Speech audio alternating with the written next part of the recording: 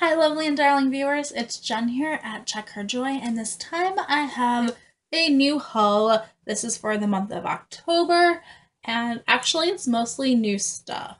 So, ta da! I didn't go to a book sale and buy a bunch of used things that I may or may not read. Much more intentional this time.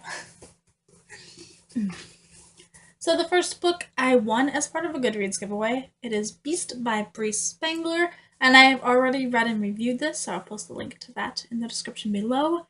It's about Dylan, who is this very hairy, very tall teenager. He doesn't fit in. He just wants to hide, which is really hard to do when you stand out so much. And he's got this terribly negative outlook on life. Um, One day he's up on his roof trying to retrieve a football and he falls and gets sent to a support group for self-harmers because nobody quite believes him when he keeps telling them that he didn't mean to do it and it was an accident. Um, while he's there, he meets the lovely, funny, gorgeous, talented Jamie, who is amazing and awesome and the perfect girl ever, and he can't quite understand why she doesn't have a boyfriend and why she likes him. Um, but Jamie feels a bit like an outsider also. And Dylan was not paying attention the day that Jamie told everyone that she's transgendered. And so Dylan goes through thinking this is awesome. He's got this great girlfriend.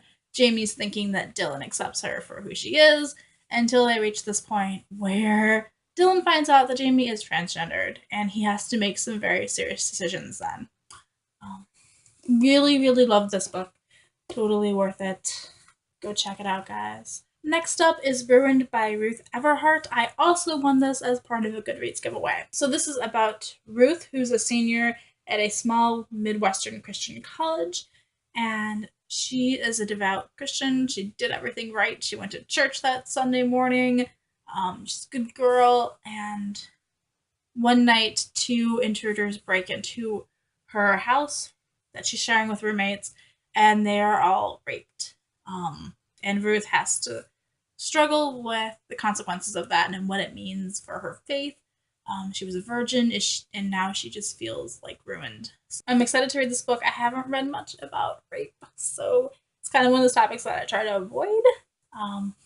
But I'm interested by this internal religious struggle, spiritual struggle also. So next up we have the books that I actually spent my own money on, and they're mostly new. First up is Rebel Mechanics by Shanna Swendson. I really love the Enchanted Ink books that she wrote. They are amazing. I even read the romance book she wrote under the name Samantha Carter. For some reason, I have not read the new books. So we're gonna fix that. I have Rebel Mechanics. This is the first book in a series that is steampunk and set in this alternate world. I'm gonna read the back because I was not describing it well. What if British magic kept the American Revolution from ever occurring? It's 1888 in the colonies of the New World. 17-year-old Verity Newman arrives in New York and lands a job as a governess for the leading Magister family. But she quickly learns that they have some big secrets. Why does it seem like the children's young uncle is sympathetic to the rebel cause, and why does he come home battered and bloody so often? As Verity falls for a charming rebel inventor and agrees to become a spy, she also becomes more and more enmeshed in the Magister family's life. She soon realizes she's uniquely positioned to advance the cause, but to do so, she will have to reveal her own dangerous secret. I'm excited, guys. Also in books by authors that I love that I haven't gotten around to yet is The Silent Gondoliers by William Goldman. I really love The Princess Bride and have kind of actually been putting off reading the rest of his books, kind of thinking that they weren't going to be as good. So I decided to start The Silent Gondoliers because it's also written by S. Morgenstern, but really they're written by William Goldman. I'll read the description thing for this one also. Once upon a time, the gondoliers of Venice possessed the finest voices in all the world. But, alas, few remember those days, and fewer still were ever blessed to hear such glorious singing. No one since has discovered the secret behind the sudden silence of the golden-voiced Gondoliers.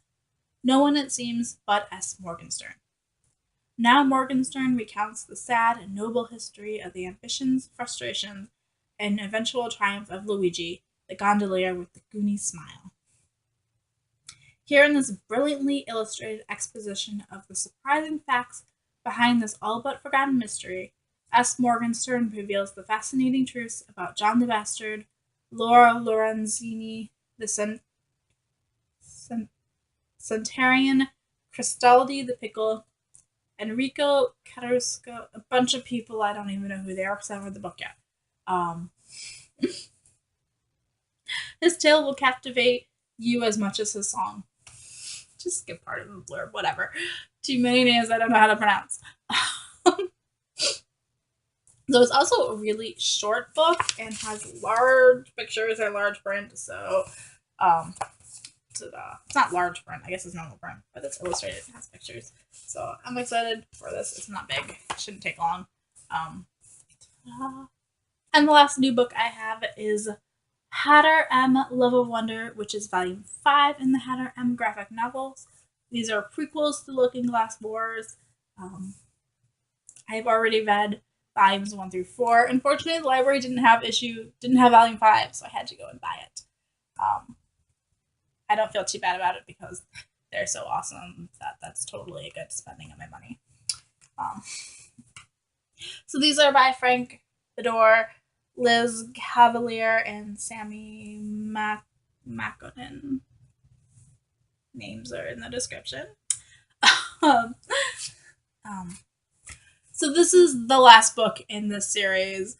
Hatter has been looking for Princess Alice. She is the key to saving Wonderland and defeating her evil sister, Queen Red.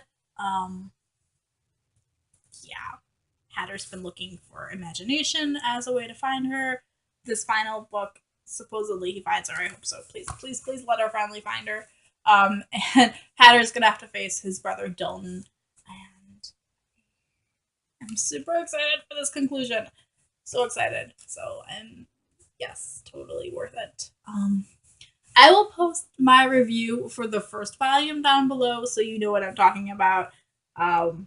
And you guys should totally check them out. Here's art style if you guys are wondering, even though this isn't actually a review, but I feel like I should show it off because it's pretty cool too. And the last new to me book is actually used, and it's Catharine and Other Writings by Jane Austen. I didn't know this existed till I saw it in the bookstore, so we're going to add that to my Jane Austen collection. Actually, I'll just read the back so you guys can know what this book is. Jane Austen began writing in her early teens and filled 3 notebooks with her fiction. Her earliest work reflects her interest in the novel as a genre. In brilliant short pieces, she plays with plots, stock characters, diction, and style, developing a sense of form at a remarkably early age. The characters in these stories have a jaunty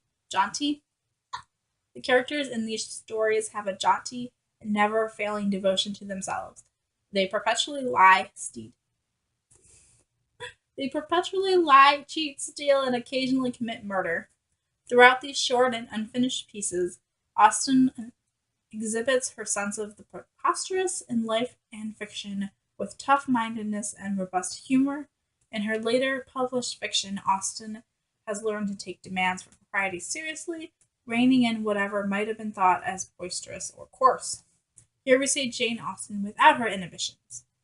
In addition to prose, fiction, and prayers, this collection also contains many of Jane's poems, written to amuse or console her friends, and rarely reprinted. Texts throughout are based on manuscripts, including 3 notebooks affording a distinct edition with a number of new readings. Apparently, I cannot read aloud today.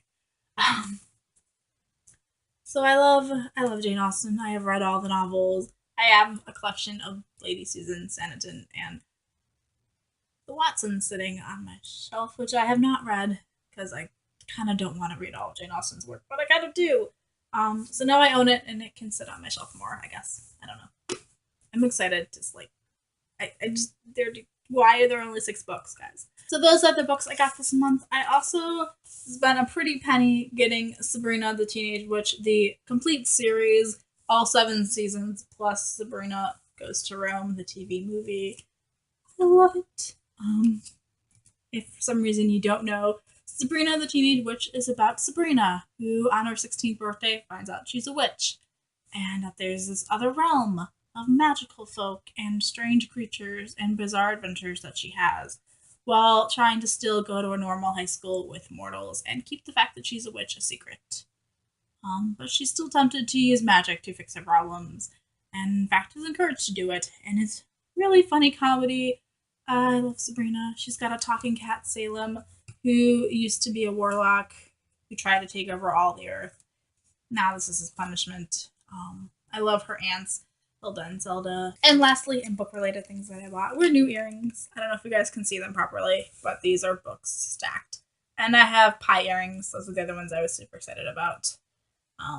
Also this one, which has nerd and a dictionary definition. The word nerd, and somewhere there are glasses. I think this side is glasses. You guys probably can't see that. Anyway, I got these at Hot Topic. They were on clearance, so I don't know if you guys can still find them, but I am super excited to own them. Totally worth it. So there is my haul for October. Let me know if any of these interest you, if you've read any of these books, or if you've seen Sabrina and think it's amazing like I do, obviously.